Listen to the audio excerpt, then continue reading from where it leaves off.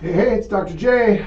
I'm back in the Learning Glass studio with another example of an exponential function. I'm calling this passing through two not so nice points. What makes them not so nice is that none of the x coordinates are 0 or 1. So typically, many of the examples that I showed in the long video was sort of the nice version of this problem, and I decided to make just one special video for you where you can see how to do a little bit more complicated version of this.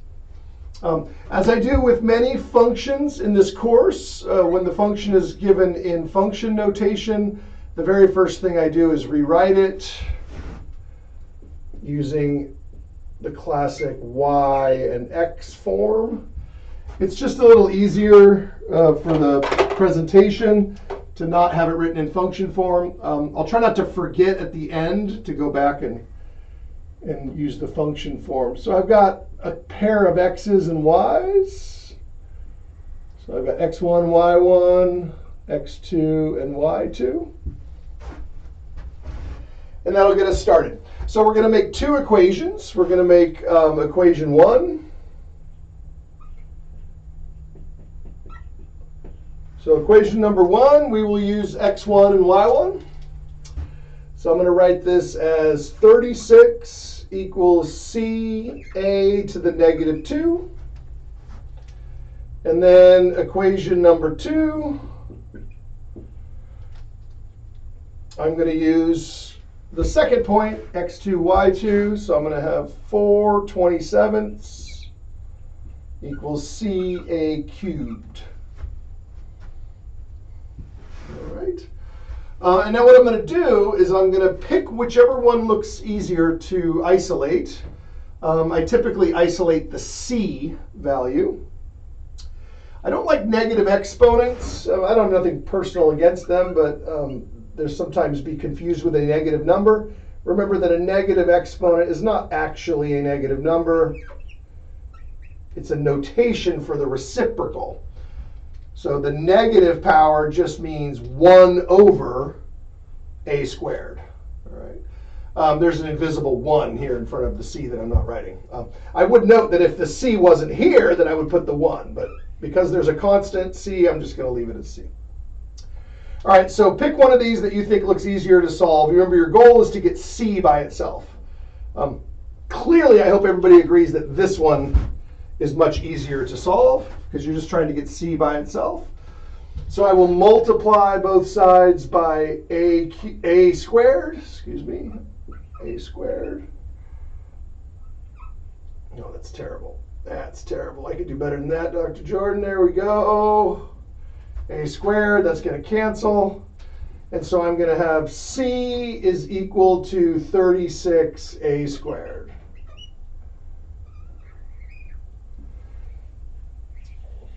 My pen is failing on me. Let's switch pens. So this is going to be my substitute. Call it the sub. All right. And we're going to substitute this into equation number 2 by replacing the c with the substituted expression. So c is 36 over a squared. And I really like to say is, because that's what c is. And so instead of writing the variable c, I'm going to put it substitute 36a squared. And then don't forget that that represents c, but then you also have your a here, a cubed. Not too shabby. Now let's simplify this. So we have 4 over 27. Get rid of the parentheses and add the exponents. A to the second, a to the third becomes a to the fifth. Notice that c is temporarily on hold. I won't know what c is for a few minutes. Once we find a, then we can go back to the substitute and find what c is. All right, so our goal is to solve this for a. All right. So let's divide both sides by 36. Remember, dividing is the same as multiplying by the reciprocal. So I'm dividing by 36 on this side, but on this side, I mean, to write it like this would be very messy. Yeah. Just back up for a second. That would be true. You could divide both sides, but that is very, very messy. So I don't like to write it that way. I do this all the time in my videos. One time I will say divide, and then a minute later I will change my terminology and say multiply by the reciprocal, which is just another way to say divide. If possible, simplify this. 4 and 36 have a common factor. So 36 is 4 times 9, and then 4 cancels out. So you could say 36 divided by 4 is 9. Be careful that the 9 remains down in the denominator. And then 9 times 27 is 9 times 27. 193? No. I didn't bring my calculator today. For those of you watching at home, you could probably do this on a calculator. So 9 times 27, I'm going to do old-fashioned arithmetic. 63, carry the 6, 243. I should have known that. I should have known that by heart. I'm ashamed of myself. 9 times 7 is 63, carry the 6. 9 times 2 is 18, plus 6 is 243. So that's my, I should have been able to do that mentally. But again, you're working at home. You can use calculator. So come on up here and just rewrite this in a little more friendly way, like a normal right-handed equation, 1 over 243.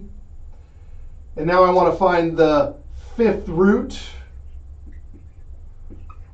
Yeah, it's like a square root, but it's a 5th root, right? It's a root with an index of 5. We don't use those very often in this course. The most common roots we've done are square roots and cube roots. But, you know, once we introduce the concept of a root, especially in this chapter, we can expand it to any index. You know, this is index 5. So we will cancel the 5s, and we will try to find the 5th root of 1 over 243, which is really just the 5th root of 1 and the 5th root of 243. So when you put this into your calculator, you don't really have to do the 5th root of 1 in a calculator, right? The 5th root of 1 is just 1. Yeah. I hope that that's obvious. 1 times 1 times 1 times 1 times 1, 5 times is still equal to 1. Yeah. You know, 1 is a very resilient number when it comes to extracting roots. Any product of 1s is always going to equal 1. It's a little trickier with negative 1s, right? Because you know, negative 1s are not quite as simple because they kind of alternate in sign, right? But let's not go there. Let's stay on focus here. Okay. It's sometimes hard for me to stay focused. So the 5th root of 243. Now I could do this mentally if I don't have a calculator. A number times itself 5 times, my guess is that it's 3. I know it's not 2 because it's not an even number. I know it's not 4 because it's, again, not an even number. I know it's not 5 because it doesn't end in a 5. So it's got to be a 3, right? 3 times 3 times 3 times 3 is, in fact, 243. You can kind of see that over here, right? Because 27 is 3 times 3 times 3. Those 3 3s make 27. And then these 2 3s make 9. So this is very common when you're doing a problem. Later on in the problem, you might have like a reflection back to an earlier point in the problem where you go, oh, I remember multiplying that, 5 minutes ago. So it's very common. So the denominator then becomes 3. The 5th root of 243 is 3. Now, I don't know what specific numbers you're going to get in your version of this problem. So if you don't get a number that you can guess mentally, just take out your calculator and hopefully you know how to operate it to get 5th roots. They're not quite as simple as square roots. So there we go. Let's go ahead and save that. All right, and then let's return to the sub. The sub was C equals 36a squared. Again, I'm writing it in the right-handed way. This can sometimes be considered left-handed. And then now we're going to plug 1/3 into the substitute.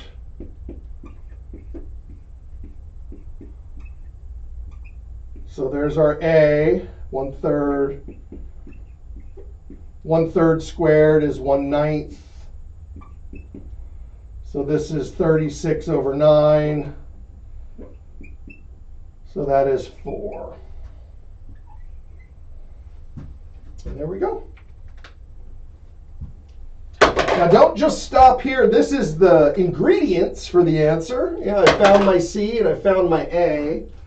So my answer, let's go back up here. This pen is dead too. I need to get some new pens. So my answer, that one's dead too. Guess I'm sticking with pink. My answer, does this look pink to you?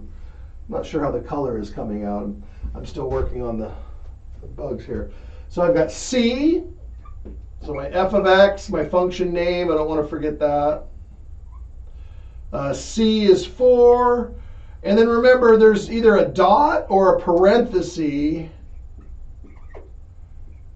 With fractions, the dot is not preferred because it can be confusing as to what is the A and what is the C. I sometimes write it with a dot. You've seen me do that before. But typically with fractions, I prefer parentheses because it explains to the reader, who's me, or the computer that's grading this, or me that's grading it, that this is 1/3 all to the x power. And don't forget your variable x. I've seen a lot of submissions when I go through and sort of look at your individual submissions to decide if I want to give partial credit, or perhaps if the computer automated grading system didn't give you full credit. I like to go back and look. A very common mistake would be to forget that x right there. Which means that you did all of this work, and then when you submit it, it marks it wrong, and you might get frustrated and go, well, I did it all right. So my first comment, if I respond to your email, will be, did you remember your x? Or did you remember to write it in function form? So that's it.